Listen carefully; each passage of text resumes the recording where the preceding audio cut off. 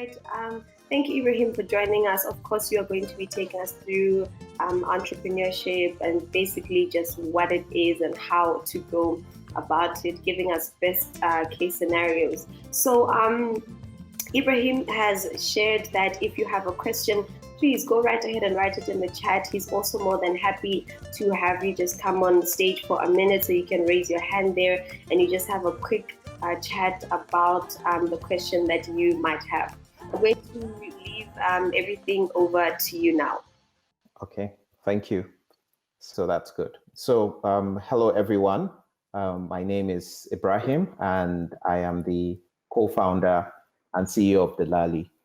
Today, we're going to be talking about entrepreneurship and how to build a business step by step. So we've done a very brief intro, but I'll still take like a minute to do a shameless plug of who Dillali is and who I am. My name is Ibrahim, like I said. I'm from Nigeria and currently co-founder and CEO of Dillali.com. Dillali.com is an income and expense management tool designed for businesses in Africa. We decided to take a very African approach to solving our own problems by building a tool that allows businesses to track and manage their income, expenditure, and just see who owes them. The whole idea started from when I was running some other business and we had similar problems in getting paid by clients, and just all the tools that we used at the time, they were good, but they still didn't address our own immediate needs of keeping it simple, running it on the phone, being able to just do bookkeeping at a very, very simple level without the need of an accountant and things like that. And eventually making it easy for us as we grow as businesses to evolve and engage full-time accountants. So having said that, I think it's good to start. So I'll start with the question, why? Maybe some of you in the chat are interested in starting up your own startup or a business. Now, there's actually a difference between a startup and a regular enterprise or business. And it's just, I'll say a startup is a business that, really grows rapidly and can scale across different markets and very rapidly. They're most of the time technology businesses. And a business in its traditional sense is an enterprise that is small scale, it's organic, it grows, and it grows within, it doesn't grow rapidly in terms of scaling to different markets and all that. So really not much of a difference, but the difference is really, it's more on just how quickly a startup scales. So usually we start with the idea, why? Why do you want to start a business? Is it because it's fun? Is it because everyone is doing it? Or is it because you actually see that there's a challenge or a problem out there? So I'll start in the chat and ask everyone, why do you want to start a business? I can see some people are saying things in the chat. This is where entrepreneurs come in. If there are problems, let's find a way to solve them. Very good, Crystal. You're right. That's what entrepreneurship is about, solving a problem. Lorraine said to make money. Well, yes, too. Yeah, making money is part of it. Making profit is part of it. And there are many other things or many other reasons why. So my first question is, what is a business idea? Now, it's simply a concept that can be used for financial gain. It's usually centered around a product or service that can be offered in exchange of money, right? And, an idea is, that's what a business idea is. How do you make money? How do you make money from solving a problem? yes, you have to make money. You make money via crypto or any other, you make money from maybe satisfaction. It's probably currency that you want in exchange for a business idea. But usually businesses are designed to bring about profit. So there are other kinds of businesses out there, like nowadays there are social enterprises that are driven by a social cause. They're not NGOs or non-governmental organizations, but driven by maybe a need to change something. And these social enterprises are not entirely driven by money, but that drive to change a behavior or bring about positive change in society. And while at it, they make money. So what are the characteristics of a business idea? It needs to be innovative. You need to be solving a problem. It can be unique and, most important, profitable. So when you want to start a business, and I'm assuming here that most people in this room are interested in setting up technology-driven businesses or technology solution drivers in Africa. Now, how innovative is your idea? Are you coming to make things better? Are you changing an industry? Are you coming to disrupt the way things are done? How are you solving that problem? What makes your solution unique? And what makes you as an individual or as a team the right fit to solve this problem? Do you even understand the problem? And how are you going to make money from it?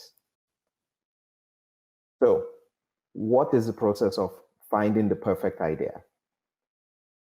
There are 5 tips I give. One is understanding your customer, right? The first question is, who is your customer? That is when you've even identified a problem, then who are the people that will use this problem? Number 2 is your passion.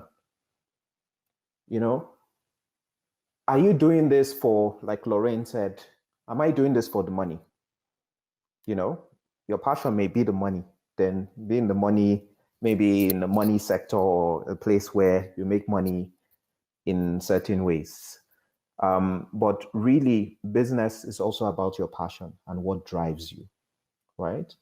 Who are your competitors? Why are they in business? What have they done? How are they doing things? What's another very important thing for businesses is cash flow. A lot of the times, one of the biggest mistakes that we've seen with businesses is that they usually run out of cash. And that comes with planning and really planning and seeing how you manage money. And the 5th most important tip is you. How are you going to do this? What is your mindset? What's your focus? What's your drive in achieving these goals? Now, I'll give you an example of a business or a startup, Lifebank, right? They looked and said, okay, we need to solve a problem. The problem for them, especially starting out in Nigeria, was, I think, access to blood banks was a major challenge in terms of infrastructure, in terms of logistics, and many other things. So what did they do? The founders behind Lifebank said they need to find a solution, or they need to solve the problem of access to blood for people who need it in hospitals and all over in the country. And that's how they started working towards this concept of Lifebank. So they saw a gap in the market. They were passionate about solving a major problem, which was access to blood, right? And they preferred a solution. You need to understand what are the pain points, right? In starting a business, and I'll ask anyone that has a business idea or something they're working on, have you been able to identify what the pain points are. What are the challenges that you've seen in the space that you want to enter, right? Or you want to set up your business. What are the pain points people are going through? So again, I'll shoot this question in the chat. People can answer, and I'll always come back to it, right? And how do you understand the problems that people go through? So you've found the pain points. The next step is going through or empathizing or getting into understanding the problem. Now, there's a theory, or there's a method to doing this. Now, like I said, there are different types of businesses. There's a traditional business and there's a startup. The beauty of technology startups, or regularly how business was done, or how you start a business, is normally you do a feasibility study, you carry out or a feasibility study or business plan, right? And when you do the feasibility study or business plan, you do your market research, you identify the competition, you look at your costings, you do a SWOT analysis, and things like that.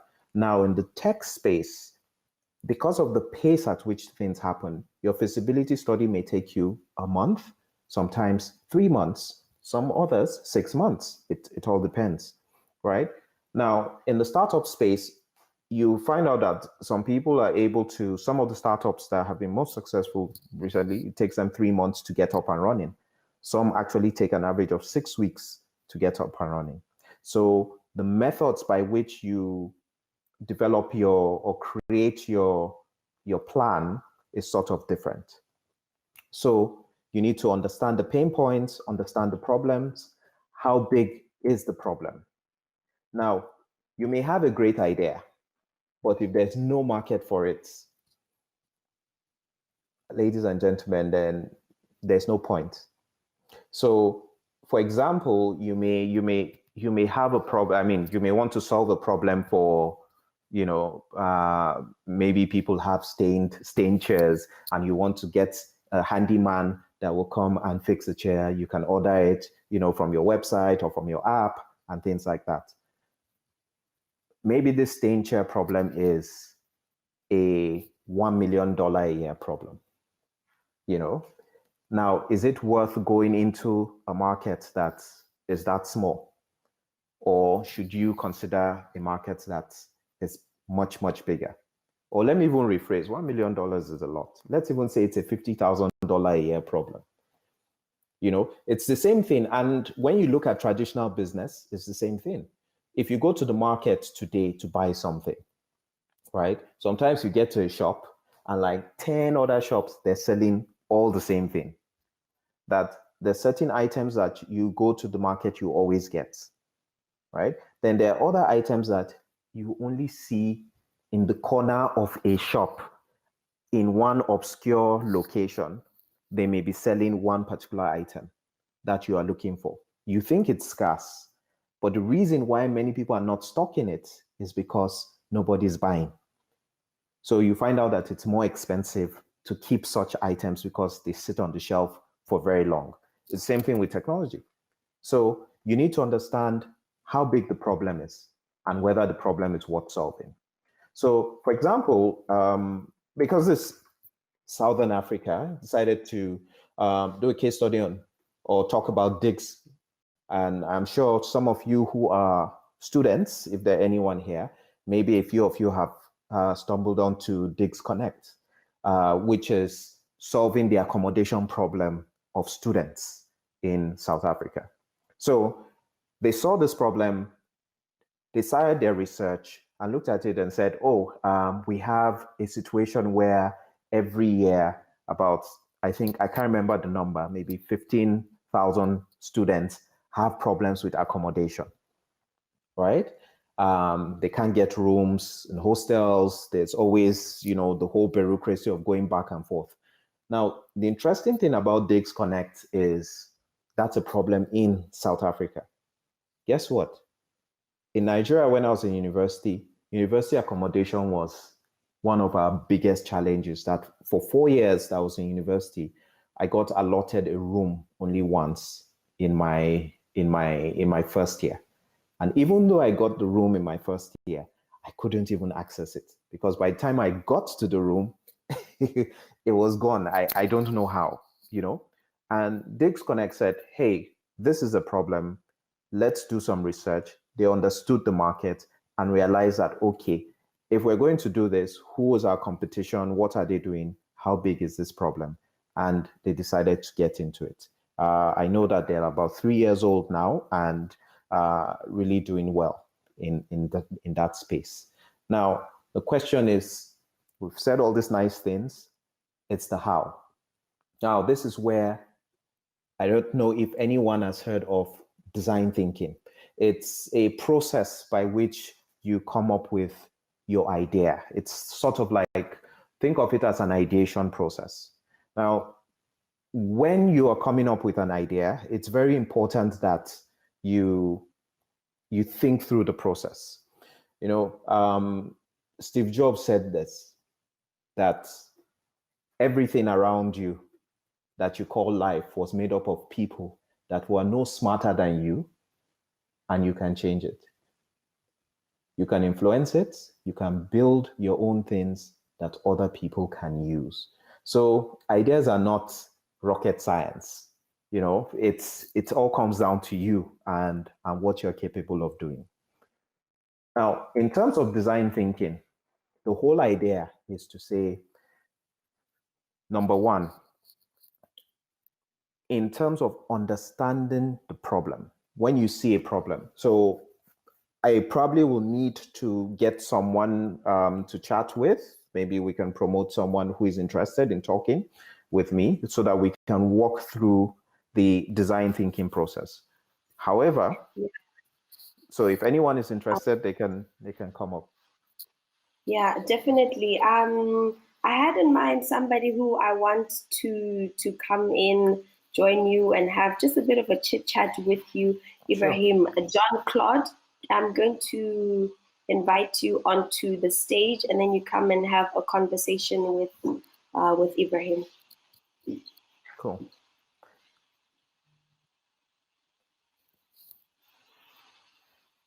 Okay. There he is. Hi, John. How are you? Hi. I'm very okay and fine. Hi, Jean-Claude. I'm assuming you speak French. I'm speaking both French and English, even in Rwanda. I'm in Rwanda. Oh, okay. Oh, nice. Oh, nice to meet you. Welcome. Yeah. All right, gentlemen, I'll let you have this conversation around design thinking. Okay, cool. So, Jean-Claude, tell me more a bit about yourself, the idea that you're trying to work on, so that we go through this design thinking process. Yeah, thank you. I'm Jean-Claude Dillali. As you are seeing, I'm the CEO of a Bright Future Constructing Company. It's a company which is really deals with smart agriculture. We are working, we are building kitchen garden at households where we build in a circular way where we collect the water from the rooftop of the house, then we store it in a tank, then we use it in an automatic way so that the water is now going in the kitchen garden automatically. When we put the soil moisture sensor in the kitchen garden, so that when the humidity content of the soil is low, now it gets automatic to the pump to put water in the kitchen garden. So we do it that so that we keep vegetables in all seasons where there's no food insecurity for people who has the system. So that's what we really concentrate on that. And our company also, it's an engineering company where we deal with other engineering activities. That's what we are concentrated on it. Beautiful. That's a very innovative concept. I really like it. So my question now is, when you are coming up with the idea to set up this kitchen irrigation system, how did you come up with the idea, and how did you start the process? I want to take everyone through this whole design thinking process with it, starting from the beginning of conceptualizing the idea. Yeah, thank you very much. I started the idea in 2019, where after finishing my university in engineering, I did electrical engineering at University of Rwanda. First of all, I was interested in agriculture field, and I was seeing that people they got hunger where they use vegetables and they use food. Even here in Rwanda, we use, we have the problem of climate change. Yes. Where the time we expect the rain, sometimes we lose it. And that issues that makes insecurity of where the weather it's not stable. So even the vegetables used to dry to be dry when there is no rain. So I come up with the idea by solving that issues where I have to have the vegetables in all seasons. Okay. So yes. let me cut you in here because we have 40 minutes. So I'll just be jumping in. Sorry, I apologize. Yes. So number one, you identified a pain, which is because of climate change, people cannot get vegetables regularly from their kitchen gardens, right? Yes. So that was their pain point. Now, my question to you is this. Let me jump here. The design thinking process is for you is you saw that there was you thought there was a problem.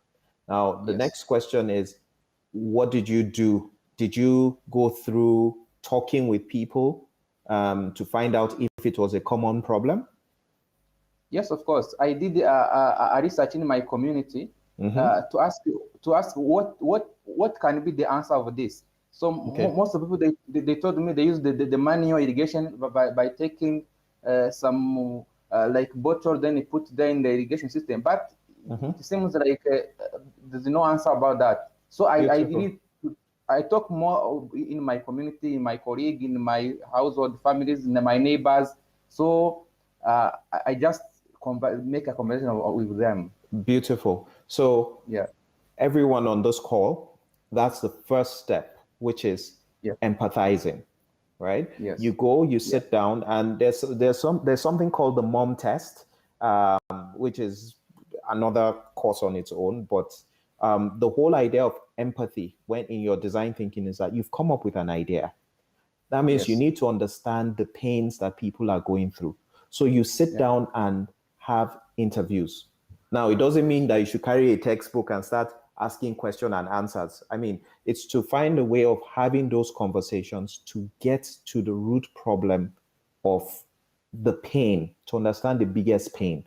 Now, maybe when Jean-Claude was speaking with those people, you're asking, oh, okay, you want vegetables regularly. What is the challenge with vegetables? Oh, the price goes up at the dry season, then it goes down and it comes down in wet season. But the problem is that I like to eat like our friends in Kenya, is it Yoma Choma or something? But I don't have the right ingredients all the time because the taste is different. Or someone may say, oh, while trying to develop this, trying to set up, I usually have my garden at home because it's cheaper for me. I get the things that I want. However, water bill is high. And because water bill is high, whenever I pour water in the garden, it costs me more than even the vegetables that I'm planting. You know, that may be a problem. So the whole idea of empathy is to empathize and understand where the pain is. Because the assumption that you have, right, may not necessarily be the solution. It may not necessarily be the same problem that people have. So my next question to Jean-Claude is, when you spoke to those people, was your idea exactly, did you make any adjustments to the idea that you had initially?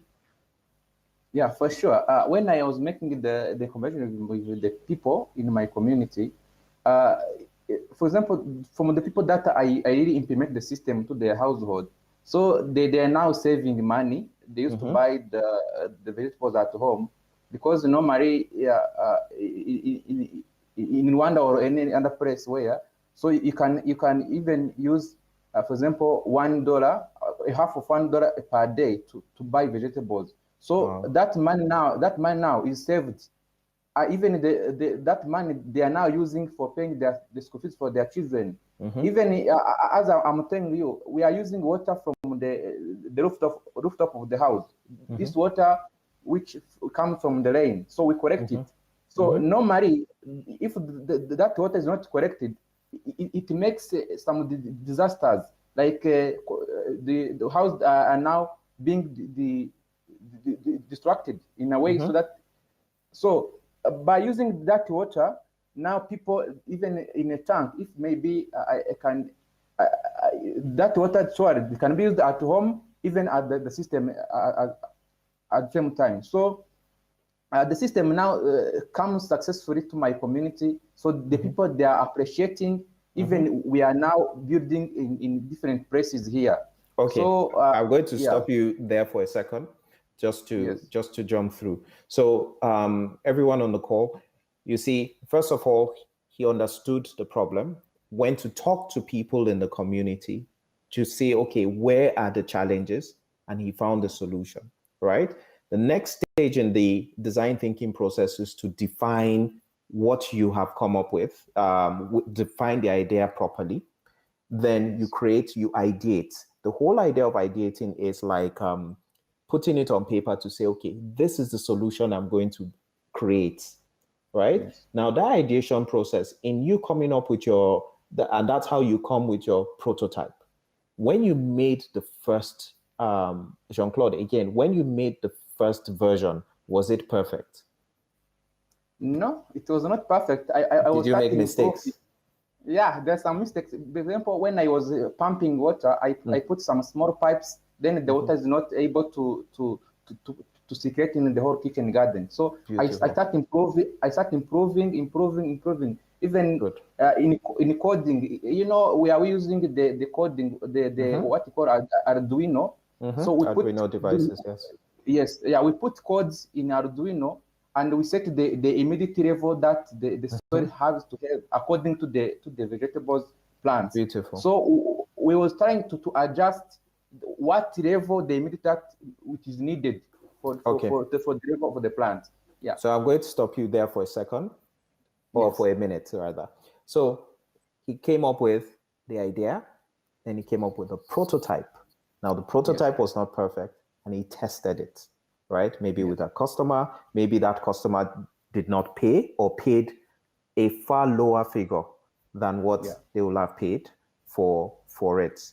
And he made mistakes. So in those mistakes, he's learned from the mistakes and gone back to the prototype again to test it, right? Before moving forward. So I will continue, and that's my next slide, is to test. Now, the beauty of Jean-Claude's business is that it's even a hardware business. It's different from software. You know, software, you can write some code, drop it out. Hardware, it's slightly different. But the second thing is that he's been able to test the idea, right? And there's nothing more important than testing and testing. Why? Because, like I said, prototyping, and it's very important for you to prototype your idea before going all out to say, okay, this is what we've got to, we're going to scale or grow big and things like that, you know?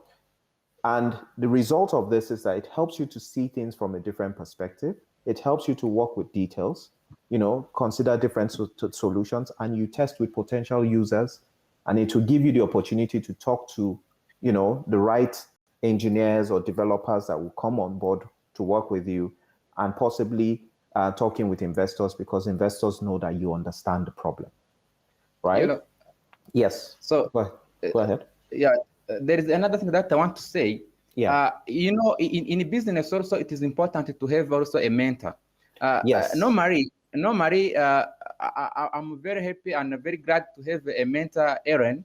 You know, here in Rwanda, we have what we call Africa Blockchain Incubation Program, which is made in Rwanda. So they gave me a mentor, Aaron, and through the process,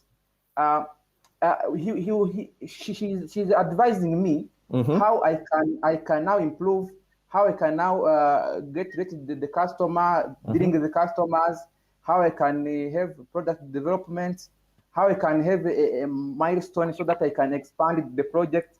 So for sure, also to have someone who's successful to mentor you also gives you another issues that you Beautiful. comes into, yeah.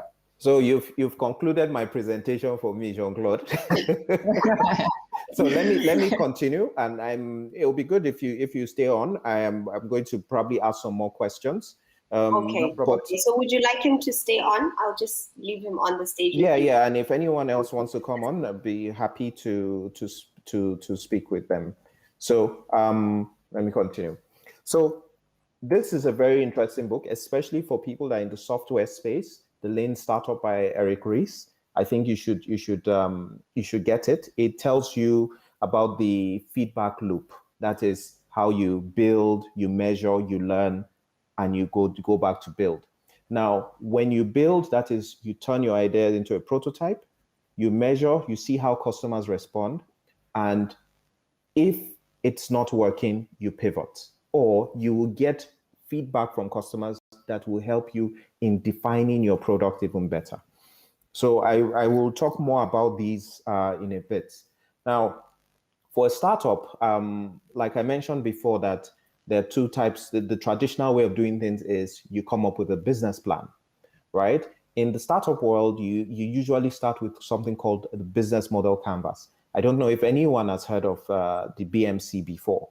Now, the whole idea of a business model canvas is to give you very, very quickly at the tip of your fingers and almost immediately everything, a big picture of what you're trying to do, you know? And a business model, like it says here, is just, you know, how your organization creates and delivers value. You know, that's the simplest way of defining a business model. It helps you to define your business. It helps you to look at your competitive advantage, plan for growth, look at the financial viability and sustainability of your business, and fifth, possibly access to investors. Now, this guy, Alex, I don't know how to pronounce his surname, Osterwalder, came up with the concept of the business model canvas in 2008. There are 9 blocks in the business model canvas, which has to do with customers, your customer relationship, the channels by which you're going to reach them, what your value proposition is, your key activities as a business, the partners you're going to work with, what resources you need, that's the cost, and where you're going to make your money.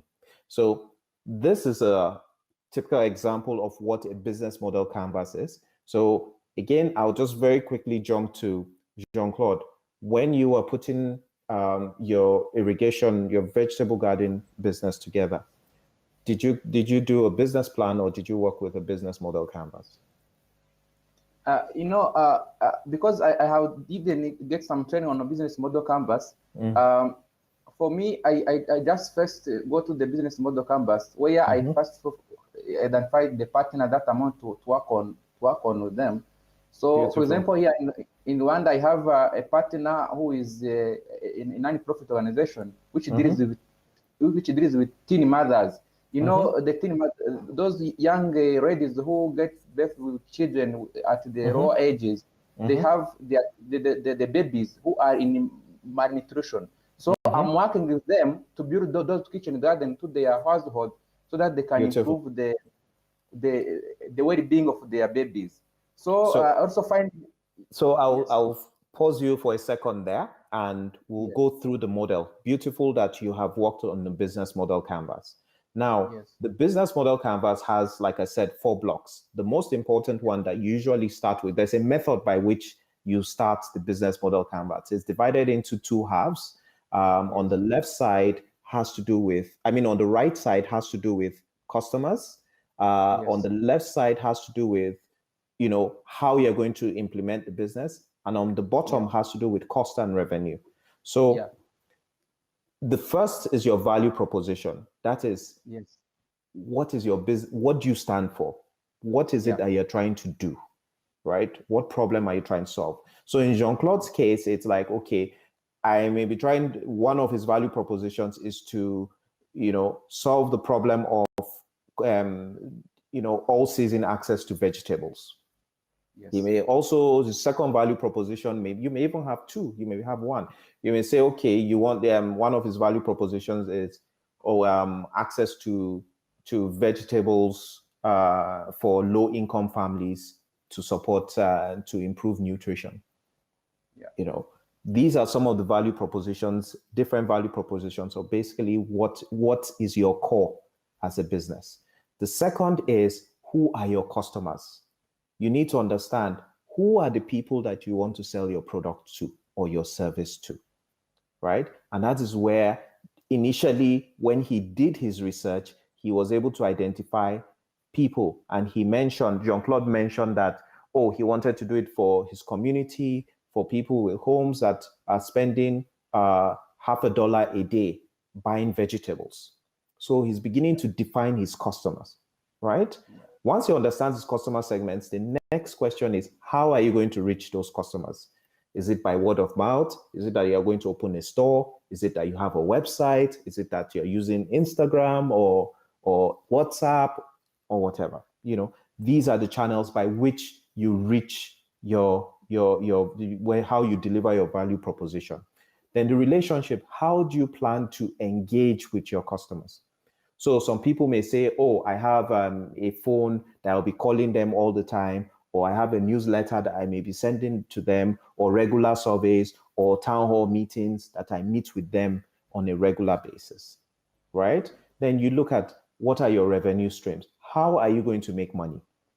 Jean-Claude may say, or let me even ask Jean-Claude, if very, very quickly because of time, how did you plan on making money for your business? For sure. The way I make money, it is now building the kitchen garden to the household, where the whole system, if I put a tank, I put the system, the control system, and even the kitchen garden, it is about $200. Okay. So if I build the system to the household, he pays me that money, and it comes as a revenue. Mm-hmm. So another way that I have revenues. So even for my own, I have some kitchen vegetables where I live, so that I can sell vegetables coming from the kitchen garden. So I'm selling also the vegetables. Mm-hmm. So you have two revenue streams. One is the installation of the equipment that you sell as a complete turnkey solution, and two, revenue from your own production of vegetables. So I'll pause there and say, okay, the second part, the third part, your key partnerships. He mentioned it earlier that he now said, okay, I'm doing this business, but there are certain people I believe I need to work with and will become very important for the growth of my business and where I'm going. So he partnered with, which organization again did you say you partnered with? It is called the Fura Foundation. It's an organization which is working here locally here in Rwanda. Mm-hmm. Yeah. And they are focusing on nutrition and other things. So he identified those partners. Then number 7 is the key resources. What are the resources you require? So in Jean-Claude's case, he required equipment. He may have required 1 or 2 people to work with him in installing the product. What other resources did you have? 1 or 2? Material that I used to build the kitchen garden. So I used to buy them, then I bring it. So for me, about assets, even I have also a website where I have an e-commerce platform where I used to sell those vegetables. I can sell that. Maybe it's also another asset. Okay. So I'll pause you there, and that is now coming down to the key activities. What operations are extensions for your business? So he has a website to sell his vegetables. He has his invoices that he needs to give to his clients, marketing activities and sales and things like that. And the final block is the number 9, which is the cost structure, which is what are the costs So he knows how much he's buying the materials. He's going to calculate what his business costs are, add his profit margin, and start to do projections to say, okay, based on this cost, this is the revenue I need to generate. So that's how a business model canvas is. This is just a sample of what we did when we were starting Dillali. We looked at the customer segments, we looked at the unique value proposition, the channels, basically everything to understand who our customers were. And this helped us in defining and shaping our product that we have today. Now, I cannot overemphasize the importance of numbers. Now, in numbers, it comes down to your financial planning. Despite the fact that you use a business model canvas, it's always important that, for me personally, from what I have seen with startups, no matter how early you are, have your financial plan in place, which is understand what your capital expenditure is, understand what your operating expenses are. One of the biggest mistakes we make as startups is that we don't even consider paying ourselves a salary. We just, oh, we're making money, full stop. And I take the money out of the business, there's no financial discipline. And because you don't understand your operating and your capital expenditure layout, you come up with the wrong pricing. So it's very important that you look into your financial planning.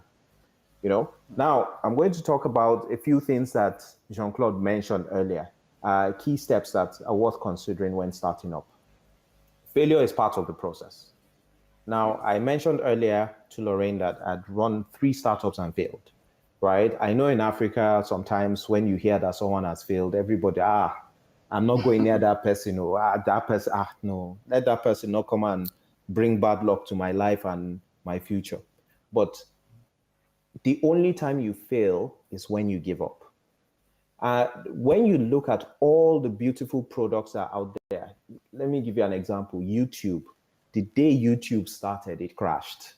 I think, was it YouTube or PayPal and some of those sites? They actually crashed. They didn't work. Yet YouTube is one of the top 10 websites that people go to today. Second, mentorship. Jean-Claude has already hammered this and the importance of mentorship. When starting a business, right, they say for you, when looking for money, right, you don't ask for money, you ask for advice. Yeah. And when you're looking for money, do the opposite. Mentorship is extremely important. Now, you can see Elaine, she's a strong advocate of blockchain. You want to set up a blockchain business. As much as you can do everything in your room, the importance of mentorship is that they help you in broadening your perspective and seeing things from a perspective which you never would have imagined. So when you have a mentor, so for me, I was lucky enough to have a mentor straight out of university. That's when I had my first mentor, Mukhtar. Until today, we still maintain a very good relationship and we still talk a lot when he has the time and when I have the time. So these people helped in guiding me in terms of making certain decisions, because you learn, they say, learning from other people's mistakes. It's better to learn from other people's mistakes than learning from yours, because learning from your mistakes is very expensive, right? So if you meet someone that has that experience, the person is willing to share at no cost. Nothing. It's better than everything. Number 3, co-founders. I know in Africa, we're very, very individualistic and we prefer to do things on our own, which is okay. It's fine. But guess what? Everything is changing. It is no longer like before. We need to start building trust. We need to start opening up. And let me tell you something. You find one co-founder, you make a mistake. Back to the issue of failure. So it's like a loop. You fail with that co-founder doesn't mean that you failed. You continue until you find the right person. Guess what? After a while, you will have this sixth sense of who your co-founder should be. There are certain things that you need to do. And that's where mentors come in again, because you can talk to mentors to see how to find the co-founder. So I'll give you an example. For us at Dillali, my co-founder, one of my co-founders, there are three of us. One of my co-founders, I've been working with him since 2001, since I was a kid. The second person we just met last year. But the process by which we went through to even select our third co-founder was not the usual that we'll just sit down with our friends and discuss. There was one time I mentored someone and he was in a, what's the name of this country? Former Lesotho, right? The one in South Africa, Eswante now, right? He had a problem that the day of the hackathon, his two co-founders pulled out of the project. I mean, it was really sad and unfortunate. But guess what? The most interesting thing was that when we spoke and he was telling me about this co-founder problem, I was laughing because I faced the same problem a few years ago. And I said, expand your network.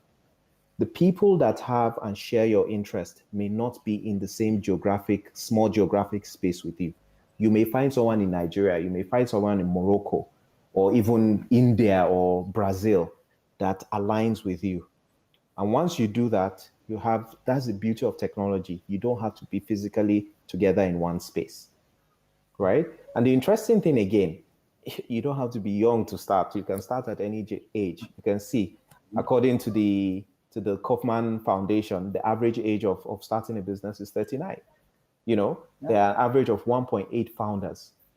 The interesting thing is that there's a 30% chance that if you have more than one co-founder, that's two co-founders, you have a better chance of succeeding as a startup, right? Number 3, join an equity-free incubator. You can go to somewhere like AfriLabs. AfriLabs is a network of hubs and incubators in Africa. You can Google them, find them, and check them out. They have about, I think, 500 members all over Africa. So you can check them out and see the different member organizations and see if you can join an incubator. An incubator will help you in crystallizing and building your idea further. It usually takes 3 months, right? After that, consider joining an accelerator. An accelerator will help you in scaling your business. Now, most accelerators take equity in your business, right? An example is Bitcoins. They joined YC and they started with Africa Bitcoin or something like Bitcoin Africa, and they changed their names to Bitcoins, and they do different ways of buying coins online. I've used them before. It's very simple, very straightforward, and it works. They got supported by an accelerator, and they're doing okay despite the challenges, right? And be ready to give equity to the right investors. I went to the end of my presentation. Okay. Yes, I'm almost at the end of my presentation. So give equity to the right investors. You need to find the right investors that align with your vision, your goals, right? And your principles. That's very, very important. It's not just to say, oh, I'm looking for an investor, give me money. It's beyond money. It's the network, it's the contacts, it's the education, it's everything they bring to the table. So don't think of it this way. Do you want to own 100% of a 1 million rand a year business? Or do you want to own 10% of a billion rand a year business? Again, it varies. It's not by force. It's not the only way. You can go in as a solo founder, do your thing. You want to be in your space. You don't want to grow exponentially. It's fine. I belong to that school of thought that says, okay, grow. I'm more slow. I'm a lot slower than many people. I'm not interested in $1 billion. I'm actually interested in change. So whatever works for you. I never thought I was going to give equity to investors, but hey, we were open to it and we've seen the benefit of it. Collaborate. The importance of collaboration. Nobody's an island and you can't keep your idea like this. There's this book by Napoleon Hill. He mentioned something about ideas that immediately you think of an idea, automatically the idea just goes out into space. and it's just in the atmosphere and it's bouncing. There's something called the ionosphere, where it's the highest point of frequency, and that's how shortwave radio used to work, for those of you who know radio. So, and it just bounces. It can bounce and land in Brazil. It can bounce and land next to you. So you that you sat down and said, okay, I've come up with a village, like a mini irrigation system, a vegetable irrigation system, and you think you're the only one with the idea. Trust me, as the idea is coming up, someone else has it. So don't think anyone is going to steal your idea. And the second thing is that when you collaborate with other people, find the right partners. Sometimes you may not need to collaborate with your direct competitor, but you need to collaborate with people in the right verticals with you, in terms of, Jean-Claude is collaborating with an organization that is focusing on nutrition. That is collaboration, right? They are working towards one goal, but in different ways, right? So that's why collaboration is very key. And finally, have fun, right? Business is hard. I'm telling you, it is difficult. And sometimes when you look, you ask yourself, why the hell did I even get into this in the first place? I should have gone, I should be working, right? So it's always very important that from the get-go, you need to understand what you are in it for. Because if you're in it for just the money, I can promise you, and Jean-Claude, please confirm, is it every day that you have money in your pocket? No, most of the times, for sure it is hard. When we are starting the business, sometimes it is complicated. Exactly. Sometimes I get a lot of money, sometimes in the middle, sometimes even nothing. Exactly.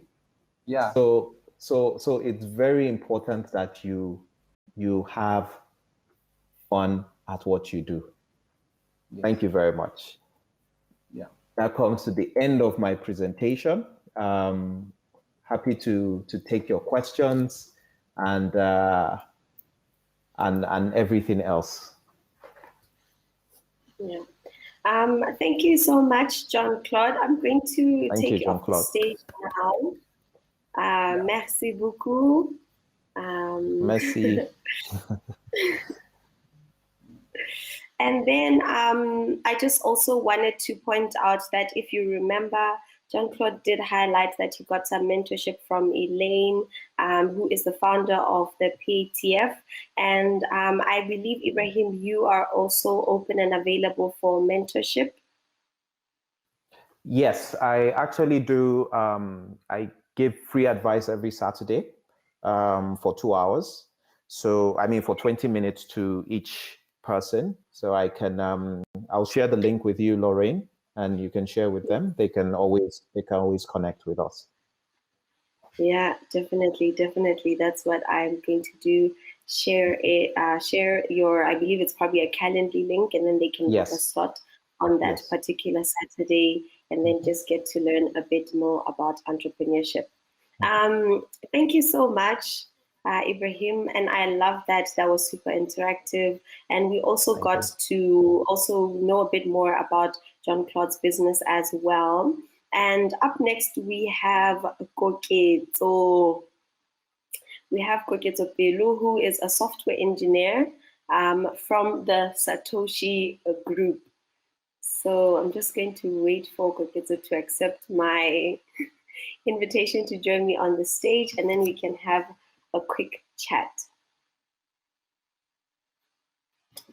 Awesome. So as shared, I have with me today Koketso, who is from the Satoshi Institute, and he will essentially just be talking to us about entrepreneurship and the future, as well as the role of the youth with regards to entrepreneurship.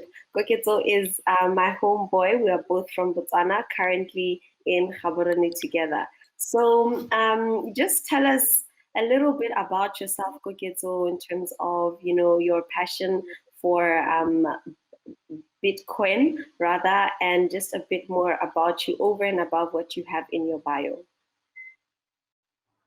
My name is Koketso. I'm a software engineer and a marketing manager. I work online at most times, and I also do freelance.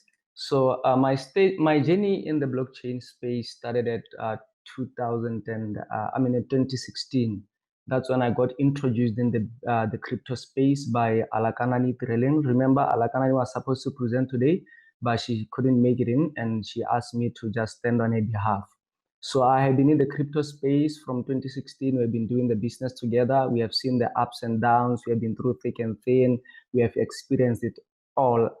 When Ibrahim was saying it there, that business is not a joke, I could feel what he meant. So yeah, briefly, I could say that about myself. I'm also a Bitcoin and a blockchain trainer. I train those people who are new in the crypto space who would like to know what is Bitcoin, how Bitcoin works, and all that, to clear the misconceptions that are there in the crypto space. So yeah, that's it about me. Interesting. And since I'm here in the office with you, you can, teach me just a little bit more about Bitcoin and the work that you are doing here at the Satoshi Institute. So I'm going to get off the stage now and give you these 20 minutes just to talk about entrepreneurship and the role of the youth in entrepreneurship. Hello, guys. So yeah, allow me to be a bit different. So I'm not gonna share any screen with you. So I'm going to just be talking and sharing out what I know about entrepreneurship in Africa. So what I can just say is that an African is an entrepreneur. And what I mean by this is that right from a tender age, growing up, I've seen how Africans do business. Africans have a passion for business. A lot of people have their way of defining an entrepreneur. And the reason I'm saying that an African is an entrepreneur is because I see how Africans are dedicated for change. So an entrepreneurship is central to Africa's future prosperity. The biggest business opportunity in the coming decade will be created by Africans who start businesses, create jobs, wealth, and capture growth opportunities. So most of the Africans who are entrepreneurs right now are those that had no choice because of lack of unemployment and ended up becoming entrepreneurs to try and generate revenues. So according to the African Development Bank, about 22% of Africa's working age population are starting businesses. And you could see that Africa is one of the highest entrepreneurship rate, has one of the highest entrepreneurship rate in the world. So that is what I can say for now about entrepreneurship. And most Africans entrepreneurship who are into businesses, that is small and medium enterprise. If you have any question, just DM me in my chat. So there's an article that says, which is from the African Development Bank, about 22% of Africa's working age population are starting businesses. This is the highest entrepreneurship rate in the world. Small and medium enterprises are now the biggest formal employers in sub-Saharan Africa, and undoubtedly be creating about 54 million jobs that should be expected in the future. And then what I can say is that looking at the broader picture of entrepreneurship in Africa, most Africans don't make it because there are entrepreneurs who are there to change their lives and not change the world. There's a difference between changing yourself and changing the world. And one of the most things that we have seen it being the reason why most, not all, but most African entrepreneurs are failing is because they are just there to change themselves, change their lives, and not change the world. If we go to farming, you know that there's commercial farming and subsistence farming.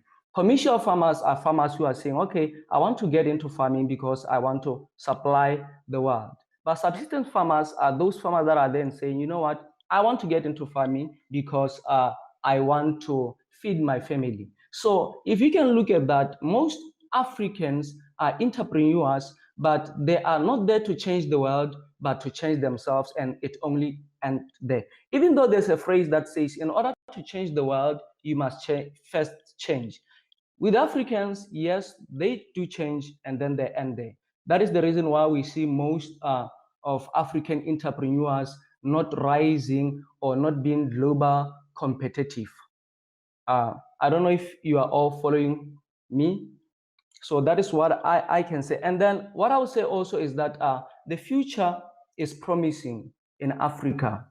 Entrepreneurship, with the growing youth population, Africa is at the forefront of economic development. I hope you all know that Jack Ma created an African Netpreneur Prize, and Alibaba e-founders initiated to identify and support about 100 African entrepreneurs. And by so, in about 2050, more than half of the world's population growth will be in Africa. And currently, the continent is home to 6 out of 10 of the fast growing economies in the world. This size and pace of growth will bring equally unique challenges and also opportunities for Africa. And then what I can also say adding to that is that the startup economy in Africa is rising, is booming at a rate. The African startup cities was largely driven by technological advances. Over the last decade, high-speed internet has become available in many places, have started to increase at fast rate. So the cost of building digital products as well has fallen, and mobile payment services have been introduced, which allow startups to charge their customers for them. So in 2018, in 2018, the fintech startup they received about 284 million US dollars, which is the double amount of the capital received by startups in clean tech sector, which was about 143 million US dollars, and almost triple the amount received by startups in the e-commerce. And you can see that the African sector is really growing. The growth of the ecosystem has been remarkable in terms of support and investment, which is becoming available at a fast pace. So leaders, I would say, are those people who connect dots. Equally, youth entrepreneurship in Africa will be driven by young minds who have the ability to connect dots. With so many challenges stemming from issues of ineffective governance, lack of infrastructure, and most importantly, lack of funding, we have seen most African entrepreneurs finding it difficult to stand out or to be global competitive. So in order to be an African entrepreneur and make it out there in the market to stand, you need to persevere, you need to network, as Ibrahim was saying, and you need to be passionate about what you are doing. The role of the youth in Africa is that they need to persevere, they need to network, and they need to have passion. You know, if you don't have passion about something, you will end up failing in the way. Most successful people, most successful entrepreneurs are where they are because they were driven by passion. So whatever you are doing, you need to be driven by passion. When other people are driven by money, be driven by passion. Ibrahim was saying that he's not into the money. Yes, in the future, he's going to make money. But what's driving him now, regardless of the many failures, is passion. He's passionate for change. So as an entrepreneur in Africa, or youth need to be passionate for change. If you want to change the world, you must have that passion to say, you know what, I want to make change. And then you see change coming.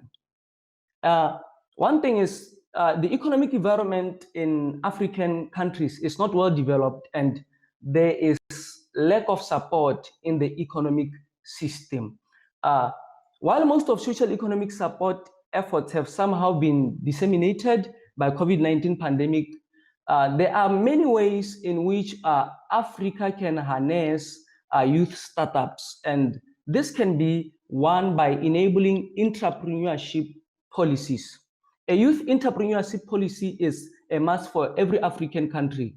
This shows deliberate effort from the government to drive entrepreneurship and to assist in future job creators. If the government would create policies such that he identifies those startups and put his all in there, this will create jobs. It is not only about enriching whoever pioneered or came with an idea, but as well changing the lives of people in African countries.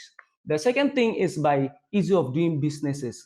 The target is target focus not only on large foreign investment, but also on creating an environment conducive to start businesses. Most youth entrepreneurs don't make it beyond registering a small business because the process is so costly. So this is what end up making them to give up on the way. Most youth startups operate in the black market. I hope you all know the black market. Like they are just there somewhere, and that's where, you know, there are a lot of entrepreneurs in Africa. Most of these entrepreneurs, we don't know them. Why? Because as the government, as the Africa, we are only attracting large foreign investment.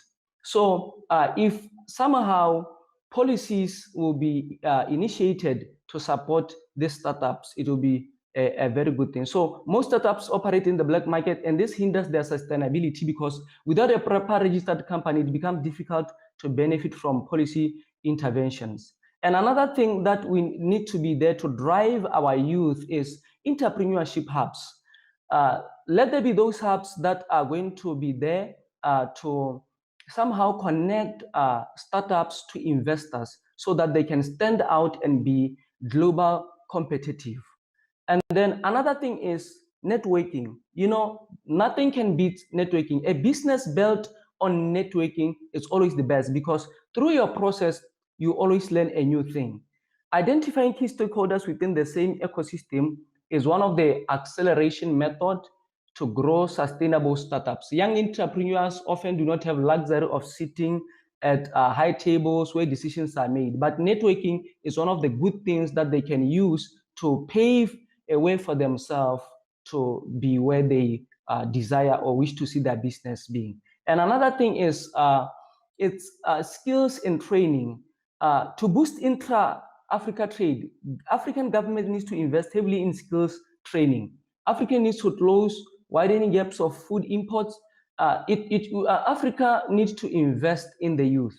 Youth entrepreneurship could be with the requisite skills, finance, support, adopt new climate-friendly cultivation and processing methods to address critical issues. And then another thing is the government need to do funding. African governments are finding themselves in tight position after the outbreak of coronavirus, which has threatened the spaces of most countries, which were already struggling before. While many countries face mass retrenchment and business closure in various sectors due to economic slowdown caused by lockdown measures, it is also time to find many ways to initiate, particularly try and fund young entrepreneurs.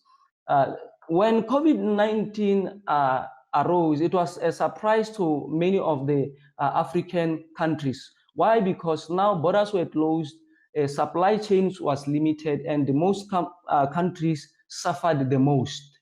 So if the government, the African government would invest in the youth entrepreneurs and invest in their startups, it will make Africa not only the highest country in entrepreneurship, but also the highest in generating revenues.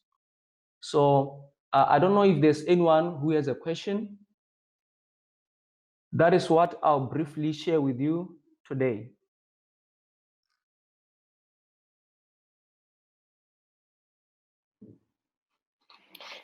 Thank you so much, Koketso. I think for me, one of the things that is also like quite important is where you're talking about the role that our governments really need to be playing in terms of facilitating trade between our countries. Because, you know, like I will sit with somebody like Ibrahim, who's then my mentor, and then I go and I sit with Elaine, and then they mentor me, okay, this is how you then expand, etc., etc. But then now the challenge is then in scaling my business to South Africa, for example, or Namibia, for example, because obviously of the trade regulations that exist there. And I'd say that it is indeed one of the bigger challenges in terms of us, the youth, and wanting to scale our businesses across Africa.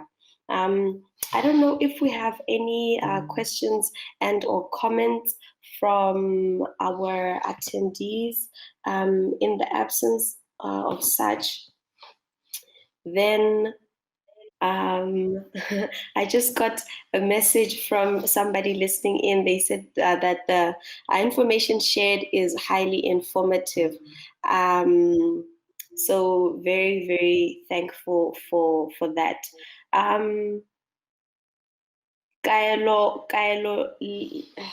Kaelo Lintzi says, can you please touch on Plus Startup? Okay. Maybe this is what I should say.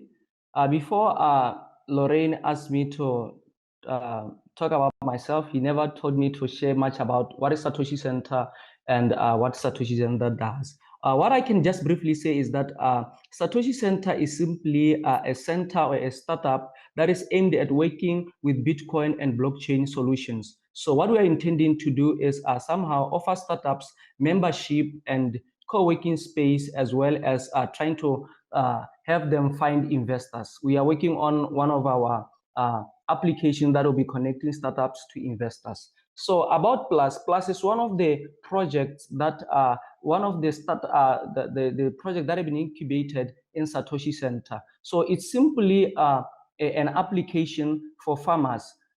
Through the use of Plus farmers applications, farmers are able to store or record their daily farm produce, as well as buy and sell within the platform. Like there's an online marketplace within the platform that connects buyers and sellers. So that is what I can say briefly about Plus. It's simply a platform for farmers where farmers are able to store and record their daily farm produce. And then Plus has also a token that is used within the platform to initiate payments. People can use Plus to buy and sell. Instead of using Bitcoin or Ethereum, you can always buy whatever you are buying online within the platform using the Plus token. So I don't know what really the person wanted to know about Plus, because there's a lot that I can say or cover there. Maybe she should try and say it in details. Yeah, Kylo, if you could just elaborate your question maybe just a bit more so that we can know what it is exactly that you wanted to know about Plus. So, all right. I suppose then, Koketso, you could just then answer them later on in the chat. Okay. Yeah, fantastic. Thank you, Carlo, for your for your question there. And then I also see a comment here by Crystal, and she's saying that what you shared is indeed wisdom, and they're really happy that Shed will also getting quite a number of thumbs up from the reaction. So we are going to I'm going to let you go, and also just to say thank you. Also, just please extend our thank you to Alakanani and Duelo as well, and also thank you for supporting the foundation all together. So if you'd like to connect with Koketso, he will share his LinkedIn in the chat, and then you can take the conversation from there and then proceed to have a little offline conversation with him about whatever it is that you would like to know. Maybe not just about him, but even about the Satoshi Center and the work that they do here.